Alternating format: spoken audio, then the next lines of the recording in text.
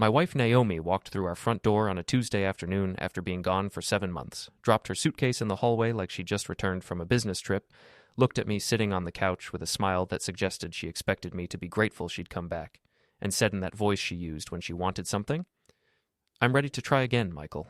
I know I made mistakes, but I've grown so much, learned what really matters, and I realize now that you're what I want, that our marriage is worth fighting for."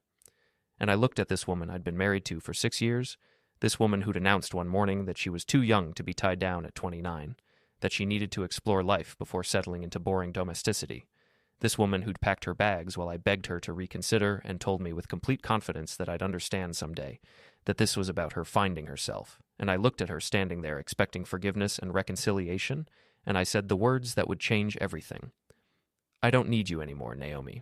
I've met someone who never doubted what she wanted, and she wants me." My name is Michael Preston. I'm 34 years old, and this is the story of how my wife abandoned our marriage to find herself, how I rebuilt my life without her, and how her return triggered a chaos that exposed exactly who she'd always been. Naomi left on a cold February morning.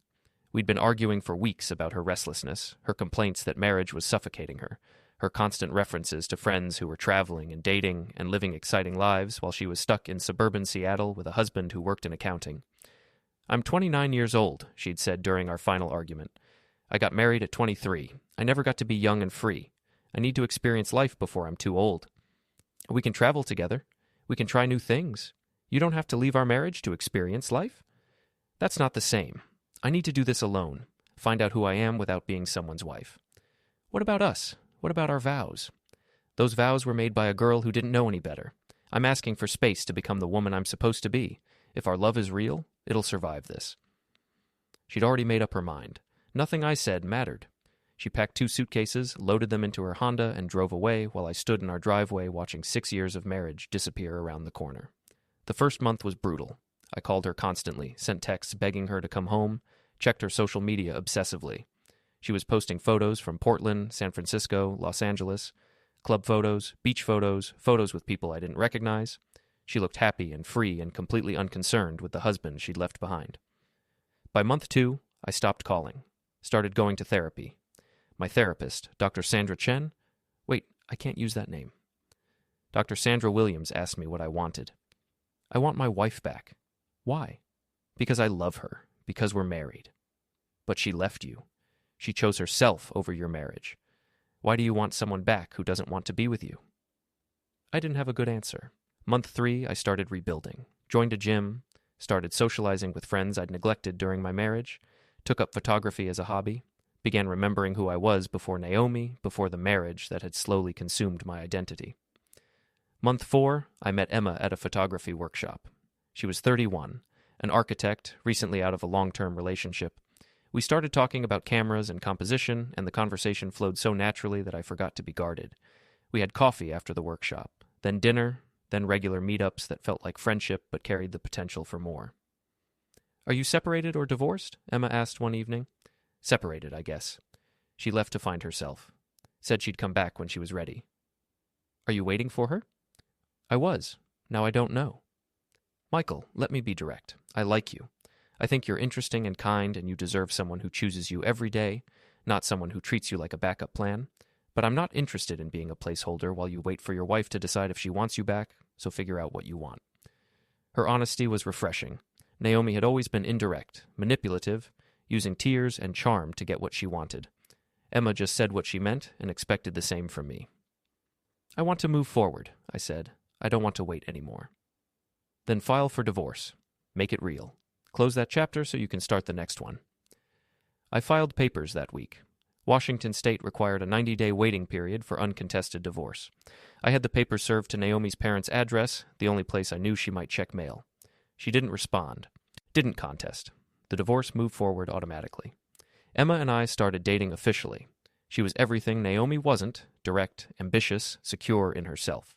She had her own apartment, her own career, her own life that she invited me into, rather than demanding I revolve around her. We moved slowly, carefully, both of us healing from past relationships. By month 6, I was happy. Actually happy, not the performed happiness I'd maintained during my marriage.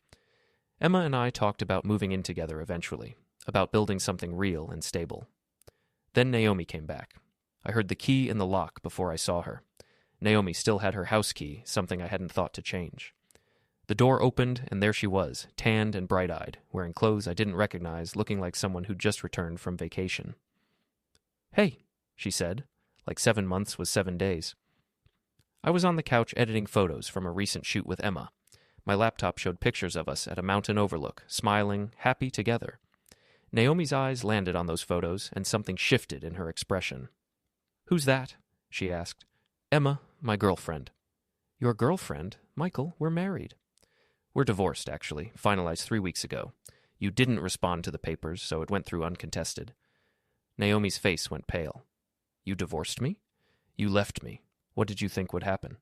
I thought you'd wait. I thought you'd understand I needed time to figure things out." "I gave you 7 months. In that time, you posted pictures with other guys, partied in 5 cities, and didn't call once to see how I was doing. What exactly was I supposed to wait for? I was finding myself... No, you were being selfish. You wanted the freedom to do whatever you wanted while keeping me as a backup plan. Well, I'm not a backup plan anymore." Naomi dropped her suitcase and moved toward me. "Michael, please, I made mistakes, but I've grown. I know what I want now. I want us. I want our marriage back. We don't have a marriage. We have a divorce decree. We can fix that. We can remarry. People do it all the time." "I don't want to remarry you, Naomi. I've moved on." "With her?" Naomi pointed at my laptop screen. "Some random woman you've known for what? A few months? That's not real, Michael. What we have is real. 6 years of history, of building a life together. You can't just throw that away." "I didn't throw it away. You did when you walked out." Naomi started crying.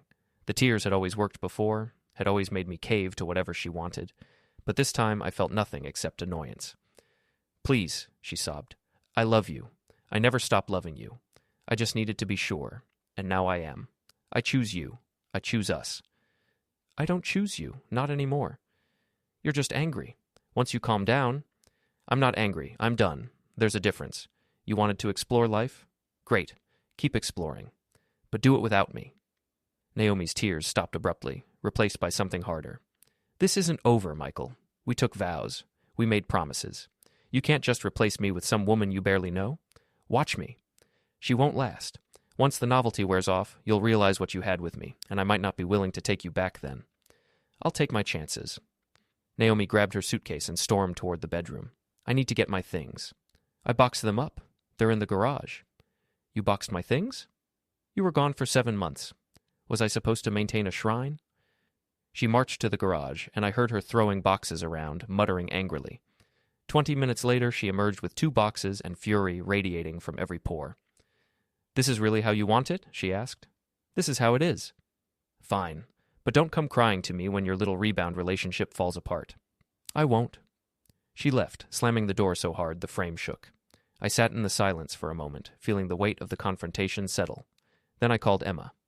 "Naomi came back," I said. "And?" "And I told her we're done, that I've moved on with you." "How did she take it?" "About as well as you'd expect. Tears, threats, drama, the usual Naomi playbook." "Are you okay?" "Yeah, actually I feel good. Relieved even. Like I finally closed the door completely." "Good. Want me to come over?" "Please?" Emma arrived 30 minutes later with wine and takeout. We ate and talked and laughed, and it felt right in a way my marriage never had. Easy, natural, like we'd been doing this for years instead of months. "Thank you," I said as we cleaned up. "For what?" "For being exactly who you are, for never making me guess what you want or playing games, for choosing me every day instead of leaving and expecting me to wait. That's just basic decency, Michael. That's not something special. That's the minimum." Naomi never gave me the minimum. I didn't know relationships could be this straightforward. Well, now you do, and I promise you I'm not going anywhere. I don't need to find myself because I already know who I am, and who I am is someone who wants to be with you. We kissed, and I felt the final pieces of my old life crumble away. Naomi was the past. Emma was the future. It should have been that simple. But Naomi wasn't done. The harassment started 2 days after Naomi's return. Text messages at all hours demanding we talk, pleading for another chance, accusing me of betraying our vows. I blocked her number. She started calling from different numbers. I blocked those too. She showed up at my office demanding to see me. Security escorted her out. She found Emma's architecture firm and confronted her in the parking lot, telling her that I was still in love with my wife and Emma was just a distraction. Emma called me immediately. "Your ex-wife is unhinged," Emma said. "I'm so sorry. I'll handle it." "You need to, because if she keeps showing up at my work, I'm filing for a restraining order." "Do it. File now. I'll file one too." We both filed for protection orders. The hearings were scheduled for 2 weeks out. In the meantime, Naomi escalated. She posted on social media that I'd abandoned her during her mental health crisis, painting herself as the victim. She contacted my friends, claiming I was having a breakdown and needed intervention. She sent Emma anonymous messages threatening her, telling her to stay away from her husband. "She keeps calling you her husband," Emma said. "You're divorced." "She doesn't accept it. In her mind, I'm still hers, and this is all temporary." "That's not rational." Naomi's never been rational. She's always gotten her way through manipulation and persistence. She thinks if she pushes hard enough, I'll cave. "Will you?" "Absolutely not." The restraining order hearing arrived. Naomi showed up with a lawyer, some guy in a cheap suit who looked barely out of law school. She'd dressed conservatively, trying to look sympathetic. Her lawyer argued that I was emotionally abusing Naomi by refusing reconciliation, that the sudden divorce had traumatized her, that she just wanted closure and conversation. My lawyer destroyed her argument in 10 minutes, presented evidence of the harassment, the multiple attempts to contact me and Emma despite being asked to stop, the threatening messages, the showing up at workplaces. The judge granted a 1-year protection order immediately, prohibiting Naomi from contacting either of us directly or indirectly. "Ms. Foster," the judge said, "you left your marriage voluntarily. Your husband moved on legally and appropriately. Your inability to accept his choice does not give you the right to harass him or his new partner. If you violate this order, you will be arrested. Do you understand?" Naomi nodded, tears streaming down her face. She looked at me as we left the courtroom, and the look was pure hatred. "This isn't over," she mouthed. But it was over. At least I thought it was. 3 days later, I got a call from my mother. "Michael, what's going on?" Naomi called me crying, saying you'd had her arrested and refused to let her explain herself. "Mom, Naomi and I are divorced. She left me to find herself, and when she came back, I'd moved on. She couldn't accept that, so she started harassing me and my girlfriend. We got restraining orders. That's the whole story." "Naomi said you were having an affair while you were married." "That's a lie. I didn't even meet Emma until 4 months after Naomi left. Naomi's rewriting history because she can't handle the consequences of her choices." She sounded so sincere. Naomi always sounds sincere. That's her gift.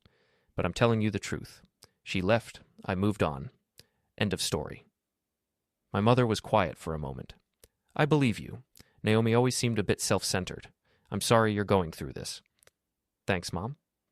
Naomi had called my mother, my friends, even my boss, trying to paint me as the villain. Most people saw through it, but a few believed her version. I lost a couple of friends who thought I was being cruel to my vulnerable ex-wife. The rest rallied around me, offering support and telling me Naomi had always seemed manipulative. "She was good at hiding it during the marriage," I told Emma one night.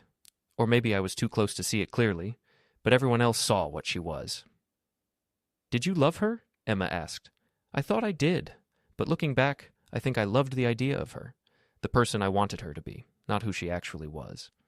And now? Now I know what real love looks like. It looks like someone who shows up consistently, who doesn't make me guess their feelings, who treats me like a partner instead of an audience." Emma smiled. "That's the nicest thing anyone's ever said to me. It's just the truth."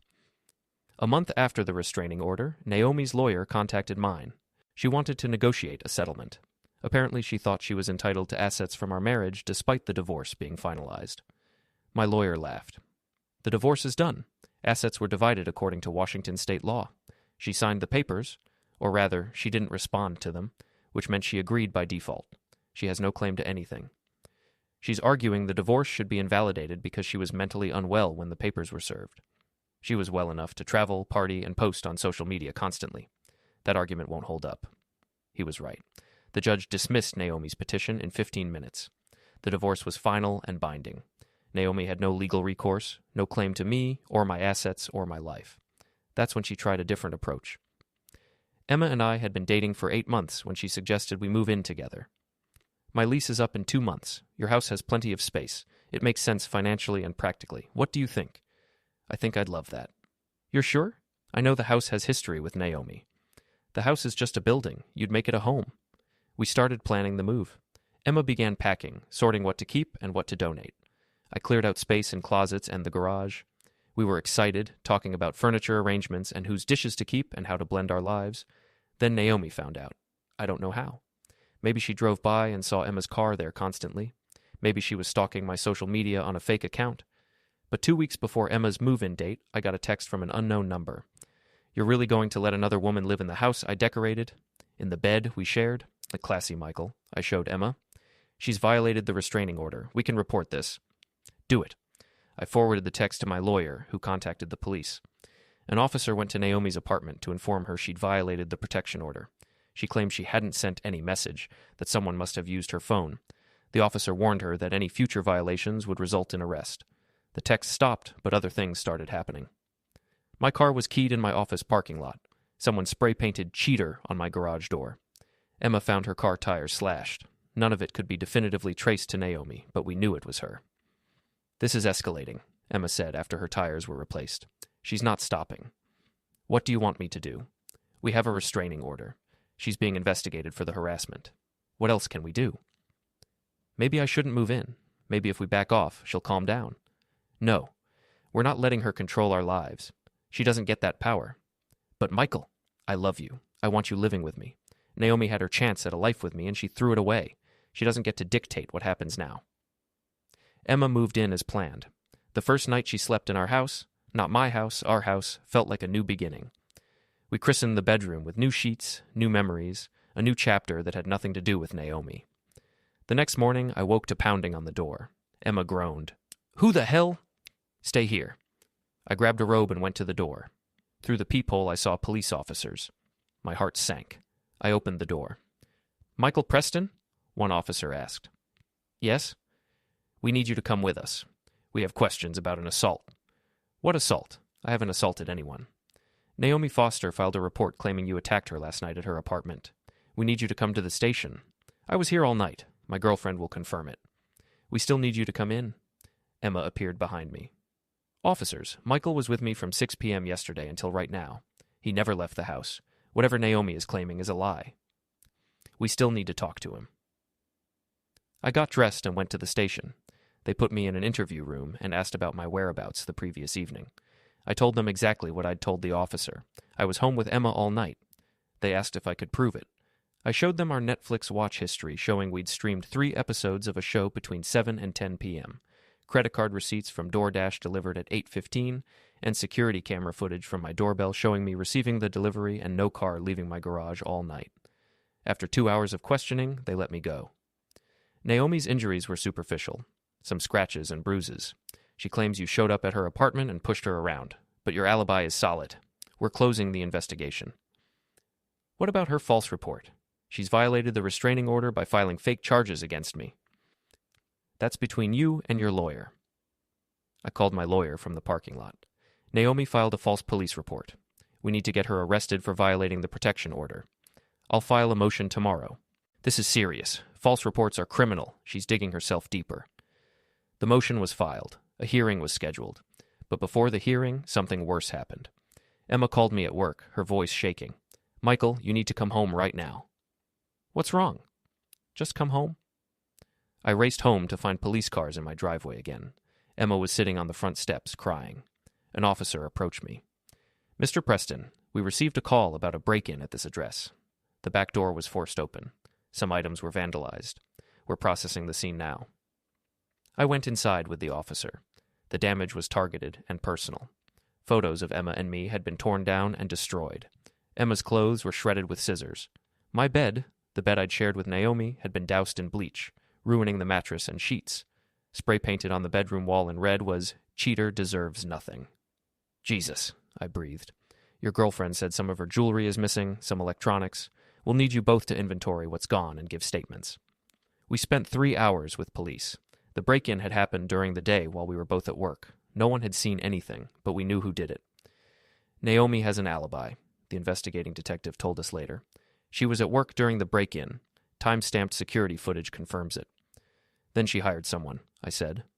"Probably, but without evidence of that, we can't charge her. She's being questioned about the vandalism since it's clearly personal, but she's denying everything. Emma and I stayed in a hotel that night. She was devastated. My clothes, my things, all destroyed. And for what? Because I dared to date you? I'm so sorry. This is my fault. It's Naomi's fault. But Michael, I can't do this. I can't live in fear of what she'll do next. My stomach dropped. Are you breaking up with me? No, but we need to fix this. We need to stop her, whatever it takes. How? We've done everything legal. Then maybe we need to do something that isn't legal. I stared at her. What are you suggesting? I'm suggesting we make Naomi understand that if she doesn't back off, she loses more than she's willing to lose. Everyone has secrets, Michael. Everyone has leverage. We find hers and we use it. It was so unlike Emma, practical, law-abiding Emma, to suggest something like this. But I understood. We'd tried the legal route, and Naomi kept escalating. Maybe it was time for a different approach. I know someone, I said. A private investigator, guy I went to college with. He could dig into Naomi's life, find out what she's been doing, who she's been seeing. If we find something bad enough, we could use it to make her back off. Do it. I called Kyle the next morning. He'd become a private investigator after college, specialized in infidelity cases and background checks. I explained the situation and asked if he could investigate Naomi. She won't like being watched, Kyle warned. She doesn't have to know. Give me 2 weeks. Kyle delivered in 10 days. He met us at a coffee shop with a folder full of information that changed everything. Your ex-wife has been busy, Kyle said, sliding the folder across the table. She's been dating a guy named Patrick Sullivan. He's married, has been for 12 years, 3 kids. Naomi's been the other woman for about 6 months. During her finding herself phase, I asked. Exactly. She met him in Portland. He travels for work, which is how they've kept it secret. But I have hotel receipts, photos, text messages, the whole thing. And his wife doesn't know? Emma asked. No idea. But if she found out, Patrick's marriage would implode. Naomi knows this. It's her secret. So we tell Patrick's wife, I said. Or you threaten to. Use it as leverage to make Naomi back off. Emma and I looked at each other. This was ethically gray at best, blackmail at worst. But Naomi had destroyed our property, filed false police reports, made our lives hell for months. She'd left me no choice. Let's do it, I said. I sent Naomi a text from a burner phone Kyle provided. We need to talk. Meet me at Café Dulce tomorrow at 2 p.m. Come alone. Don't contact me before then or the deal is off. She responded within minutes.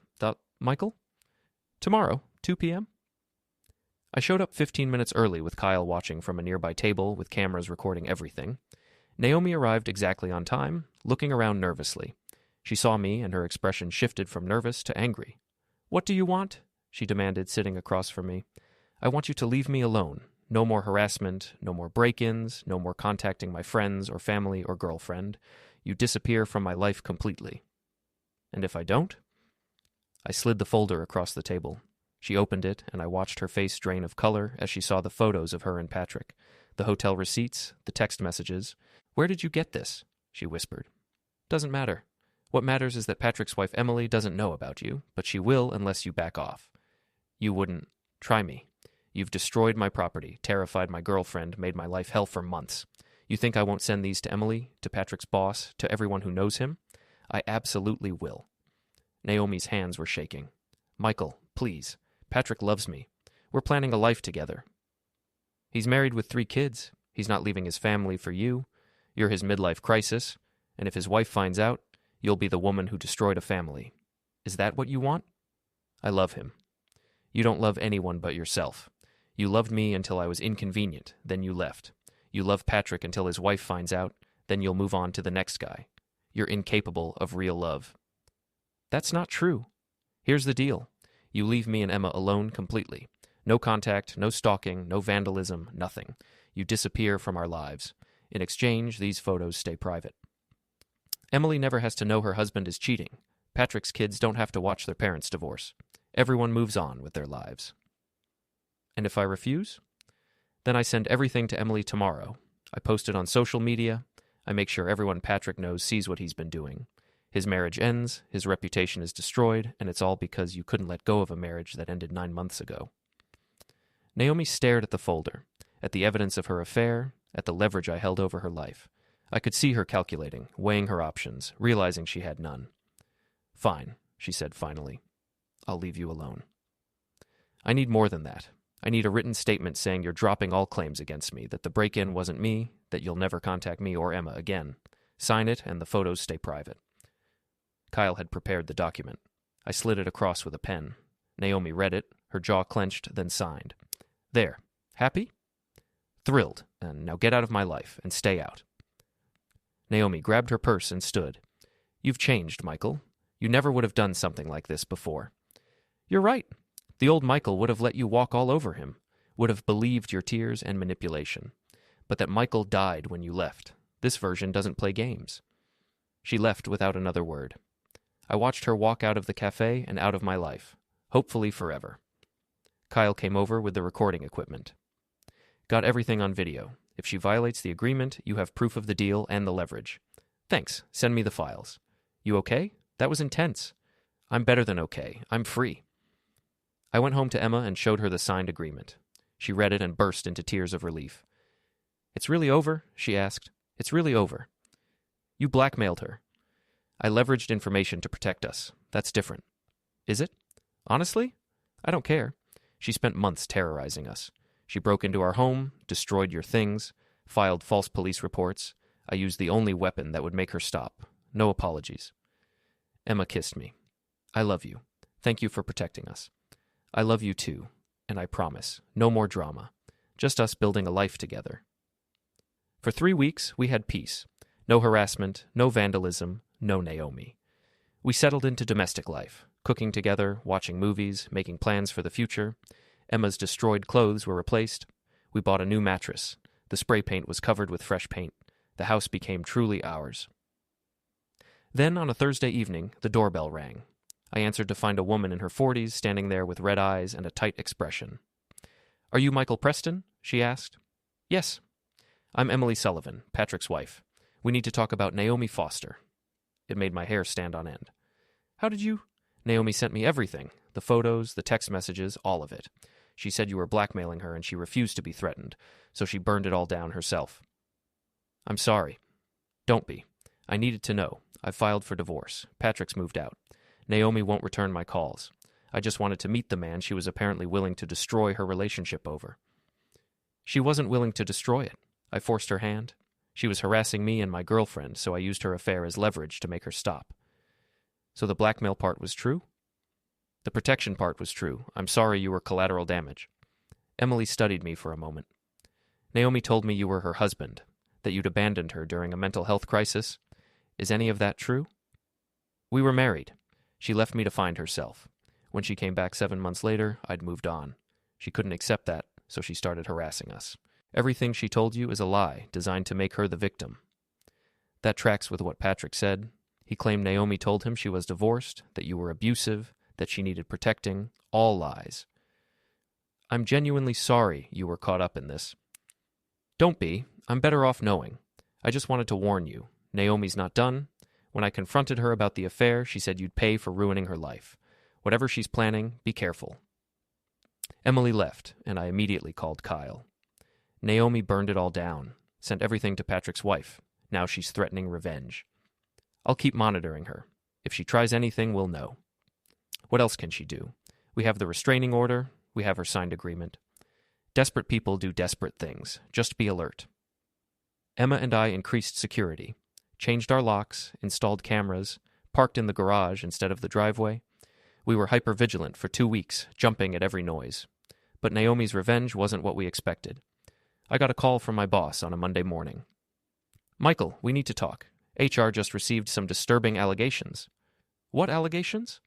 Anonymous email claiming you've been embezzling from the company. Detailed transactions, dates, amounts. HR is investigating. My heart stopped. I haven't embezzled anything. I know, your record is clean, but the allegations are specific enough that we have to investigate. You're suspended pending the investigation. Protocol. This is Naomi. She's trying to destroy my career. If that's true, the investigation will prove it. Until then, you're suspended with pay. I went home and told Emma. She was furious. She's escalating. First your personal life, now your career. We need to stop her. How? We can't prove she sent the email. Then we prove she's been escalating harassment, and this is part of a pattern. We document everything, go to the police, press charges for harassment campaign. We compiled everything. The break-in, the false police report, the blackmail situation, Emily's warning, now the false embezzlement claim. We took it to the detective who'd handled the break-in case. "This is enough for criminal harassment charges," he said. "I'll bring her in for questioning." Naomi was arrested the next day. I wasn't there, but Kyle told me she'd been handcuffed and taken to the station in front of her neighbors. She was charged with criminal harassment, filing false reports, and making false allegations. The judge set bail at $25,000. She made bail and immediately violated it by texting me, "You destroyed my life. I'll destroy yours. This isn't over." The text was a violation of the restraining order and her bail conditions. She was arrested again. This time, no bail. She'd sit in jail until trial. The embezzlement investigation cleared me in 3 days. Char found no evidence of wrongdoing, determined the allegations were false and malicious, and reinstated me with an apology. My boss was embarrassed. "I'm sorry, Michael. We had to take the allegations seriously." "I understand.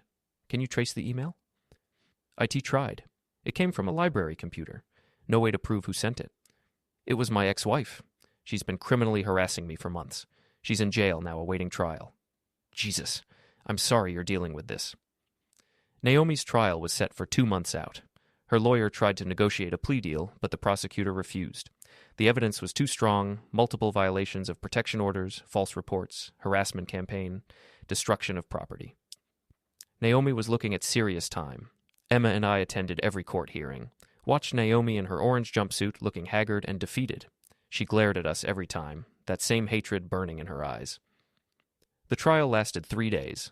The prosecutor laid out a timeline of harassment spanning months, presented evidence of every violation, every false report, every escalation. Naomi's lawyer argued she'd been mentally unwell, that she'd acted out of pain over the divorce. The jury didn't buy it. They found her guilty on all counts. The judge sentenced her to 18 months in county jail, followed by 3 years probation. She was also ordered to pay restitution for the property damage and legal fees.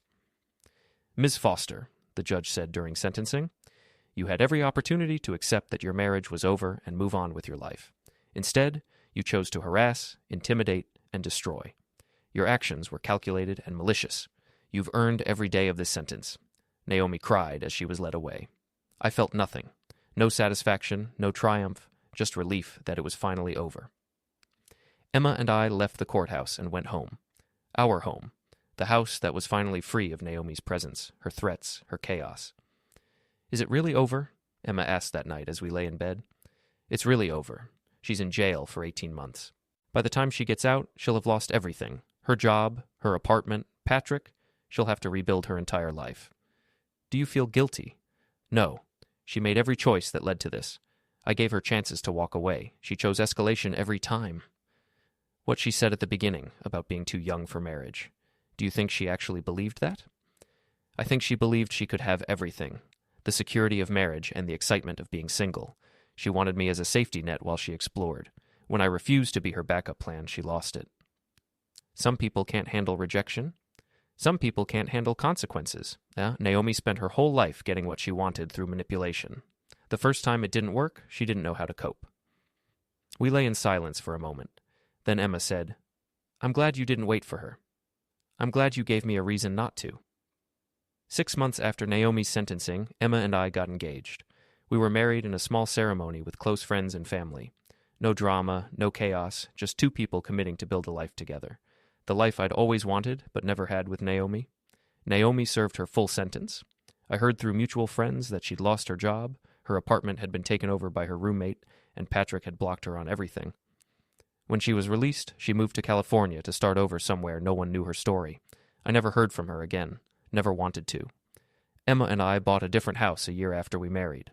Bigger, in a better neighborhood, with no history attached to it. We filled it with new furniture, new memories, a new life built on honesty and trust and actual love.